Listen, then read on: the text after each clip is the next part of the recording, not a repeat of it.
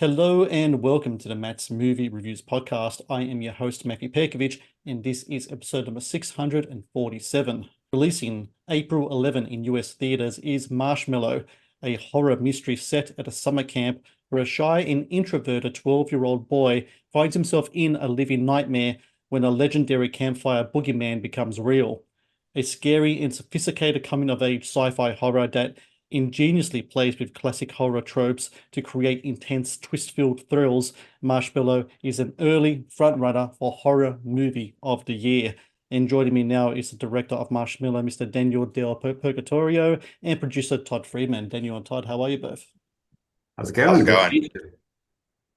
Yeah, thank you so much for that amazing introduction. I need to steal that so I know how to talk about the movie. I need to rehearse a little more so I know how to talk about the movie. No, But it's fantastic. Yeah. I gotta say though, I really do like I mean every word that I said, I really do think it's a front runner for horror movie of the year so far that I've seen because it's a movie to me, and Todd, I'm gonna start with you in regards to this. This is a movie to me that I'm sure when you received the script for it or the idea for it, you would have known that you were onto a winner here because it plays with tropes, but at the same time, it gives tribute to tropes. It has a nice kind of twist-filled screenplay there. What were your first kind of early indications? What was it like when you first got this screenplay, Todd? And how did you know in your bones that you had a winner here? I was blown away by the script. It was the exact type of movie that our company Hemlock Circle makes, envelope ripping, genre type of movies. And I just couldn't put the script down, and just we felt so lucky that we were able to get it and make this movie and didn't have Danny attached to it. It was just one of those type of fate type of situations, especially for a younger company like Hemlock. Daniel, how early in the process did you come into this film? Yeah, I got the script pretty early on. I think it probably went through a few drafts between Todd and Warner, our other producer over at Hemlock. And I got the script and same as Todd said, like I read it and I loved it for two reasons. One, I could connect to it um, as I would have wanted to as a 13-year-old, And then on the other side, as a father, there was a deep connection there as well. So I kind of got it from Mm. both sides. And, I got to meet Andy, the writer, who just did a fantastic job. And we all talked and, I pitched my approach to the film. And it was just a very collaborative process between the core group of, producers, myself and the writer, Andy, to, sort of bring all these pieces together, these different people together. Yeah, yeah. So, and honestly, after I got the script, I mean, it was pretty damn fast when like we were location scouting and then we were filming the movie. It was a quick process. Todd, something that I really love about a Marshmallow is that, and I myself, Daniel, I'm a father as well. I've got two boys. My oldest boy is turning 13 this year, so there's a lot of things Oh, I can great. see there, stuff he's gone through. That's kind of Yeah. similar to what Morgan kind of goes through in this movie. I really appreciate that there's stakes, there's investment put into the characters, dramatic stakes, and I think it's really important about horror movies. Um, Yeah. is that you need to have stakes in the characters themselves. Otherwise, you wouldn't care what will happen to them as you're watching it. And to me, it was really interesting because I'm watching the film, and for a while, I kind of got so stuck into the drama, I forgot that I was kind of watching a genre movie because I knew it was going to come. I knew that it's supposed to be a genre movie, but I Yeah. think the writing in regards to the character building, especially the character of Morgan, was very strong. And I just want to know how much of an investment do you guys really want to put into getting that done first, making sure that before anything happens in this movie, regards to any type of boogeyman or anything else, that you want to have those character foundations laid and made sure that you can play off those for the rest of the film to follow. So I think we're all the three of us on this podcast are fathers of 12 to 14-year-olds because I've got twins that just turned 14. Danny's got young kids. So like we all have kids around this age, and casting the roles of the campers, Morgan and Doink and everybody, that was just first and foremost so important. And we were so fortunate enough to be able to um go through a lot of tapes and cast these amazing kids who were not only so much fun and just real fun kids, but just pros at what they did. And they're still there's a group chat with the parents. The kids had a little mini reunion at the premiere. They're all still close and just had the time of their lives making this movie. And you can see it, in the output. Yeah, and I think too, like you actually, I'm so glad that you picked up and asked this question because more so now than ever, based on how we consume content, not just movies, but content in general, everything is get to it right away, And this movie, we knew early on, not only did it have three very unique parts, but you have to invest into the kids, Morgan especially, because then the second act won't have the payoff, and then the third act won't have the payoff if the second act doesn't. So it was really, really important, and that was something early on that the script did a great job of that we wanted to stay true to. Like you gotta get into the headspace, and you have to feel what these characters are feeling because it does make every moment in the film is more fulfilling, and you can root and cheer and cover your eyes at those specific spots as you go through the journey.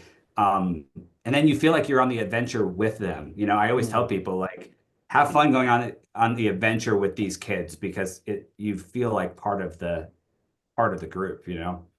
Danny, I've got to say, just to piggyback what Todd was talking before about the cast of the movie, I think the cast is terrific in this film, especially the kids. Sometimes I watch films and whether it be genre films or drama, sometimes it could be hit and miss with child actors. But I thought the performances by every child in this movie is fantastic. Kue Lawrence as Fantastic. Morgan. Yeah. Been acting since he's 5, which is funny. I was looking at his IMDb and like I'm scrolling all the way down. It's like, when was this kid born? It's like 2019. How old was he when he's doing this stuff? And he's been in a lot of big stuff, and he's fantastic in this movie. It's one thing to cast kids though; it's another one to work with them, and you have Yeah. like a whole troop full of them at this Yeah. campsite. What's that like for you as a director? Did you find that most of these kids were professional actors anyway? They were there, they were suited up, they're ready to go, kind of stuff, or did you find yourself kind of at times playing kind of like a camp counselor at times yourself and making sure that everyone was on the right track throughout this film?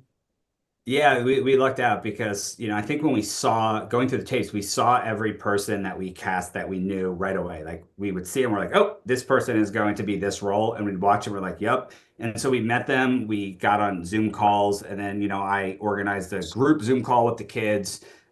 We did spend time getting to know their families as well, because that was really important that not only did they trust us, but they felt comfortable with what we were going to be making. And then when we got on set, the kids had a lot of fun. They did. But they were kids. They joked around. They were, crazy. But right when we said, "Oh, okay, guys, we're about to jump in," they snapped in and they ran like full scenes, start to finish, like 3, 4, 5, 6 minute takes every time. Camera cut. They were kids again. It was insane, and they were going with the adults. They were rocking scenes with like 7 to 10 people in it, jumping around, everybody talking over each other, and they were hitting marks, hitting cues. They were bringing like little special nuggets the whole time. It was so damn impressive, really impressive. They're phenomenal. Todd, you need to find a campsite to kind of put all this together. You find one in Kentucky, from what I'm saying, Camp Kaisak Park, I think it's Yeah. called. Yeah.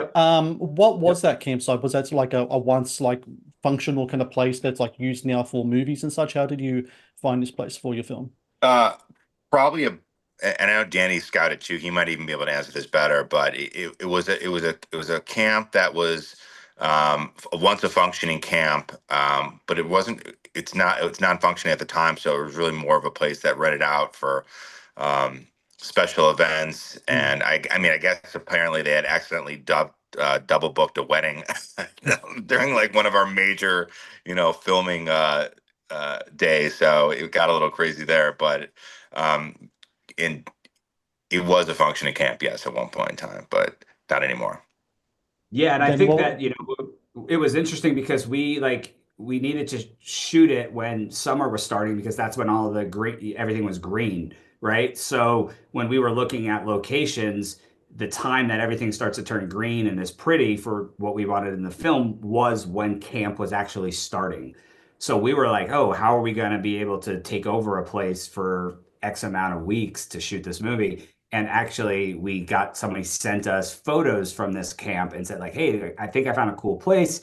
It was functional at one point, but not anymore, except for like the mess hall, which, like Todd said, is rented. And so we went there and it was like great. You know, we obviously had to go in and do lots of cleaning and rebuilding stuff and redoing the electrical and redoing the plumbing and all of that. But the ultimately it ended up being a functioning camp after we got there, which was great. The Matt's Movie Reviews YouTube channel is brought to you by TeePublic. TeePublic is the world's largest marketplace for independent creators to sell their work on the highest quality merchandise. With over 1.2 million designs, TeePublic is sure to have something you love.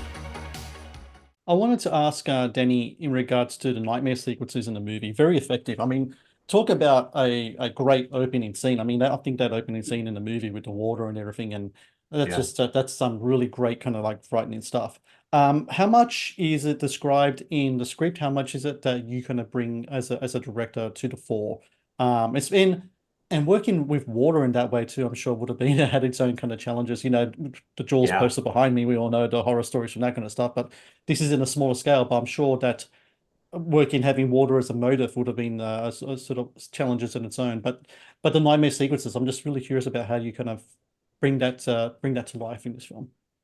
Yeah, absolutely. In the script, there was a couple of really wonderful moments talking about flashbacks that Morgan was having. And Andy established these just really cool moments. And we talked a bit, and there was obviously water is a huge theme of this movie. So there was always like this underlying idea of water. And so Andy and I talked, and we kind of started plussing stuff and pushing stuff. And then as we started getting into the production design and building stuff, like I started to have more ideas of like, how do I take what Andy's done and push it into my world, I guess, of like things that I like to do. And so it was just like taking the foundation and just kind of building on top of it. Some things were described like in the script early on where it was more like, water's pouring in, but it didn't go into super detail until we started to figure out who these characters were after we cast them and after we found the location. And so when we went on the set, it just kept building like, oh, we have this great house that we're going to shoot in. Like, I want to remake that house and I want to put it underwater, and everyone's like, well, shit, how are we going to do that? And so there was a lot of really fun, crazy ideas that, Todd and Warner let me throw out there. And that our, Lexi, our production designer, she figured so much cool shit out, and she was just like she ran with my ideas and made them even cooler. And yeah, it was crazy. And again, everything they tell you not to do, like working with water, working at night, working with kids. Yeah. We had this on the movie, like every single one of those, and every single one of those things was actually so pleasant. And it works, which is cool. Todd, I gotta ask, so when it comes to making a horror movie, but also a horror movie where kind of children are made kind of protagonists, there's so many ways you can kind of go in regards to how you want to depict violence or scares or all sorts of go. You can go for something lighter and more PG-13, go for something really heavy, kind of like how they kind of did in the 80s. You found like a really good kind of medium in between the both. And I thought it was a really smart way that you did it. I especially like the way that the kids talk to each other in the film. Number one, they got to swear. I mean, we all know it now. My son right now, I tell you what, I don't know what's going on. I don't know if he found like a Richard Pryor record or something, but he's just blowing out these curse words like nothing else, man. It's just ridiculous. So that's one thing. But then you got the horror scenes as well, which again sometimes can get gory, but not too gory. Sometimes the scares can get really intense, but not too intense. So I think you got a good balance in there. But when it comes to finding that balance, Todd, is that something do you set parameters for beforehand, or is that something that kind of comes afterwards in post? I think it's a combination of everything. I think first off, I mean, right, these kids, at summer camp, they have potty mouths, right? So we're not Yeah. going to have this type of movie where they're not talking like that because that just wouldn't be realistic. And this is definitely not just a horror movie; it's psychological horror. So we needed to have kids who had to be able to handle the mature content of that, and we wanted to make it as realistic as possible while making, as you said, like a sci-fi horror. So I think it was a combination of just the writing, the acting, and a lot of stuff in post. And again, I'm not going to toot Danny's horn too much, but he spent, so much time in post making hundreds, if not thousands, of his own VFX shots, and just you can see by the TLC by that he put into this post and the output of it. So it really came through. Speaking of that, the post-production work, especially the editing, I want to talk about rhythm when it comes to horror scenes. I think like rhythm is something that's vitally kind of like important when it comes to making like a good scare. Kind of like comedy, kind of like telling the joke. You lay down the groundwork and then you have the payoff, right? How do you kind of approach that, Danny? When you're working with Andy Palmer, the editor in the film, do you kind of know how a scare is going to go while you're filming it, or you see it in script form, or is it something that really comes together in post-production more than anything else? Yeah, I see everything. And so like, a lot of that when you have ideas of how things are going to work, there's a lot of trust of people on set. So something that may like, hey, we're shooting this shot. It's a weird shot. Sometimes people are like, I don't understand how we're going to use this, but they're like, but I trust you, so let's do it. And so, I kind of have an idea how I want the pieces to come together. That said, having an outside editor is always fantastic because I get to watch the movie the first time and not know what's coming. And Andy, I think he like, we talked a lot before the movie. We talked when we were shooting the movie. He's familiar with my past work. Andy's a fantastic director in himself. Hmm. And he's a great editor. So there was all these like pieces. And I think that, when he was putting stuff together, he knew what I would like and the pace and the tone, but then he would bring his spin on it. And there was so many times where I'm like, oh, I wouldn't have expected to do that, or I wouldn't have done that, but it works so much better than what I would have wanted. And then there was times where it's just all those pieces just kind of fell in place. And sometimes I would say, hey, let me take a stab at showing you what I'm thinking because it's weird. There's weird parts. And I would just like roughly put something together and he's like, oh, got it. And then he'd come back and do something 1,000 times better than what I mocked up.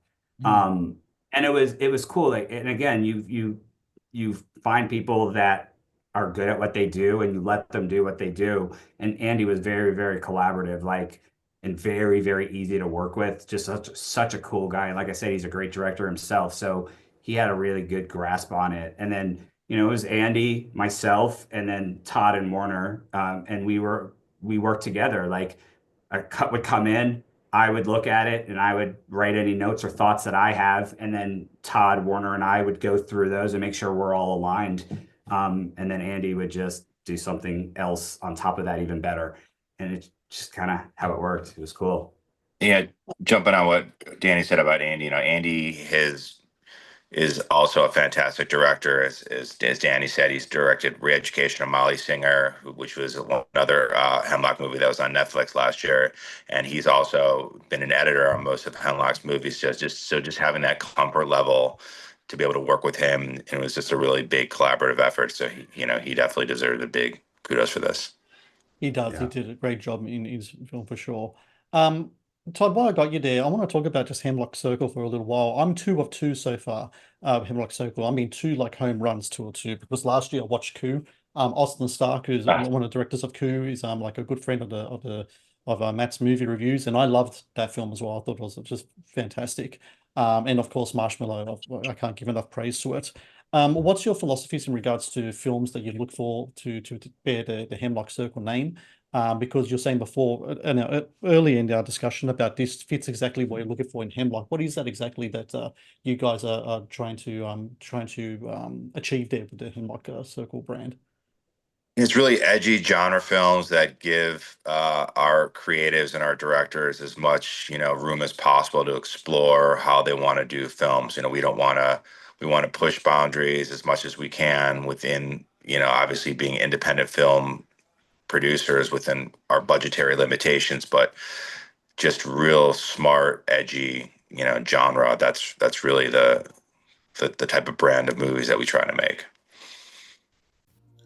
The Matt's Movie Reviews podcast is brought to you by Amazon Prime Video. One of the best on-demand streaming services available, Amazon Prime Video features exclusive Amazon originals as well as popular movies and TV shows. Watch Amazon Prime Video anytime, anywhere. Danny, I gotta say, not to give away, I don't want to give away too much, but there seems to me at the end of this film potential for, this story to continue on. Any kind of early ideas kind of floating around between, Alex, yourself, and the Hemlock guys in regards to where you could potentially take this story? Yeah, we had during the film, making of the film, we had a lot of conversations, and even more so as the film was progressing and finishing. And we've been talking, we've been writing. He created such a nice world. There's such a good world, and I think we all expanded his world even further. And as the film progressed and finished, it expanded even beyond that. And I think that the reach that we've had so far and the response that we've had so far has been so wonderful. For me, it's been wonderful to hear how people relate to it on different ways. And I think that expands the world even more. And because of that, we're like, okay, where do we go from here? But I think we all knew what we wanted to do. And, the big conversation was, if we do something beyond this, it has to work by itself. It can't just replay what we've already done. Yeah. I'm a firm believer of when you watch a movie that the second or a prequel you could just watch that and know everything you need to know. And then, or you could watch it together with it's the rest of it and see different connections and stuff. And that's what we're doing. We got a really cool idea. I love the direction of the next one. And it's like, yeah, how do we push what we've already done?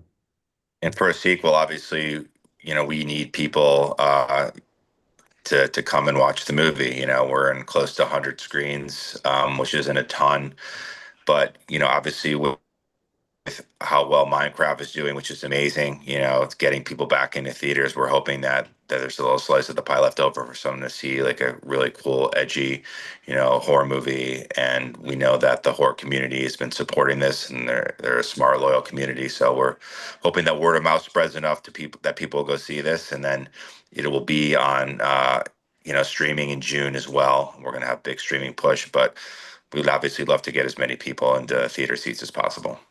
I echo that 100%, and I always say to people, go out there and support indie films, because if you want to see good content in the cinemas, you have to watch films in the cinemas. These kind of films like Marshmallow. Just to end our conversations, got a question for both you gentlemen. So Morgan in the film is scared to his bones when he hears a story about the doctor around the campfire. Was there ever a story, and it doesn't have to be at camp, it could be wherever else, was there ever a story that you heard, and it has to be a story, not a movie, mind you, a story that you heard from another person when you were a kid that really still has an effect to you to this day? Like a horror story or a ghost story, anything of that kind? Danny, you want to go first with that? I do have one. Yeah, when I was younger, I was at a neighbor's house. I was probably 5 or 6. And I was at a neighbor's house, and they were talking, and the neighbor had an older brother, and the brother was talking about a labyrinth, a maze. And I don't know why or where it came from, but all I remember is him talking about this maze with walls being really, really high and not being able to see over him. And then all of a sudden everything started closing in, and didn't mean anything to me at the time. But a year later, I had a dream, and I woke up terrified. And all I can remember is the last moment of this big labyrinth. And it was a top down shot of me and everything tightening around me. And then right before it would smush me, I would wake up. And I had that dream for years as a kid, years. And it was just a weird story that I caught in passing that kind of just stuck with me. Crazy, very weird. I still think about it. I still think about it often, from many years ago. What about yourself, Todd? You ever had a story told to you when you were younger that still sticks with you? I mean, I went to a summer camp in New Hampshire when I was a kid, and they had this similar kind of campfire story about a guy named Three Fingered Willie. That was a guy Mhm. with three fingers that would go kill all the campers. But just from a movie perspective, I saw Nightmare on Elm Street when I was in sixth grade, and I literally had nightmares and flashbacks about that film for years, Mm, years, and it just yeah. scared the heck out of me. So, And just to share, I had my cousins, one of my many, they lived in a haunted house. So they used to tell me what the stuff used to happen to them. One of them was the oldest daughter in the family was actually pinned down on the bed and choked, and another one was choked against the wall as well. wow. So this was happening when I was like maybe 7 or 8. So whenever they come over, they'll be like, "It happened again, it happened again." And what happened? And you're like, "Oh, we felt something and felt that, felt that." So that was like, Yeah. like I've never seen a ghost, I've never been to a haunting, but I've kind of like, it's like secondhand haunting almost in a sort of Secondhand, way. yeah. Yeah. Secondhand Uh, haunting. There's a movie right there. yeah, maybe. Yeah. Where was Um, where was that house? Where was that house at? so I'm in Sydney. So the place that they used to live at is a place called Minto. And Minto back in the 80s was kind of notorious for being it was kind of like a development kind of place. So there was kind of like government homes and such. So Sure. it was there. Nowadays, Minto has been, like a lot of places, been kind of gentrified and changed to like Yep. more swankier kind of place. But that's where it used to be. And to Interesting. this day, like I can't bring up the discussion because they don't want to talk about it at all. Of this Really? stuff. So yeah, and so Man. it's like, and I still remember like just the stories to tell me, the pinning down, choking, pulled from behind, like stuff like that, like something in the house was doing this to them. Yeah. So, but whenever I've been at a house, I never felt anything myself, but there was something was going on with them at that time for sure. It's Yeah. it's crazy to experience the terror of like somebody else, you know what I mean? Like, Yeah. even like I have a very young son, not very young, but he's 8, but like when he was really little, like he would have night terrors. Mm, And that was scary as hell because you're watching a kid that's like freaking out and crying and seems awake and is going through like what looks like a possession or something. And then yeah. all of a sudden it's like, hey, can I go play video games? And you're like, what? What the hell happened? And so like I totally could feel you talking about like living through somebody else's Yeah. terror, which is yeah, insane. Because it's becomes tangible. It's not a thing you It like does. you see on a screen. It's like something 100%. that happens in your life. Yeah. And Yeah. so I gotta just say once again for everyone out there listening, April 11. So go to the theaters in the US, seek out the cinemas that are showing Marshmallow, watch this film and let your friends know about it, watch it with them again, get everyone out there, and hopefully we can get a thing going on. We're hoping that when it hits Halloween this week, we get some people dressed as the Doctor, because I think that'll be pretty cool Halloween costume to see out there I would love this that. Halloween. It could. Hey, I think it's a pretty cool costume, man. I think people can be able to pull it off as well. So, yeah, it's really well done. And I got to Absolutely. say to you both, Daniel, Todd, congrats on the film. It's like I really enjoyed this movie. I didn't know what I was going to expect, and it blew me away several times throughout the movie. And Oh, I thank you. really enjoyed it. So, thank you very much for your time. And yeah, best of luck with the film's release. Yeah, Thanks thank for you your so much watching, for for your having us. support. Yeah, 100%. Thank you. appreciate it. Thank you for watching the Matt's Movie Reviews channel. Please subscribe for more reviews, podcast interviews, and exclusive content.